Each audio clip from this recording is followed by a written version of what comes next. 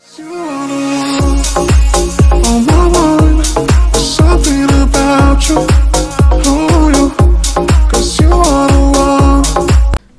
প্রথম আলো পুরস্কার 2016-তে তারকা জরিপে সেরা নবীন অভিনয় শিল্পী বিভাগে চূড়ান্ত পর্বে মনোনয়ন পেয়েছিলেন অস্তিত্ব ছবির জন্য অভিনেতা জোবান, আয়নাবাজির জন্য অভিনেত্রী মাসুমা রহমান নাবিলা, বসগিরির জন্য বুবলি ও রক্ত ছবির জন্য অভিনেতা রসান।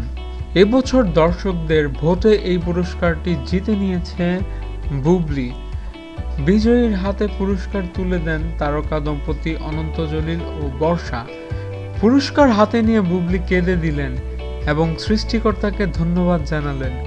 জীবনের প্রথম ছবিতে প্রথম পুরস্কার পেয়ে মেরিল প্রথম আলো ও দর্শকের প্রতি কৃতজ্ঞতা জানান বুবলি। আমাদের ভিডিও ভালো লেগে থাকলে অবশ্যই আমাদের চ্যানেলটি সাবস্ক্রাইব করতে ভুলবেন না। ধন্যবাদ।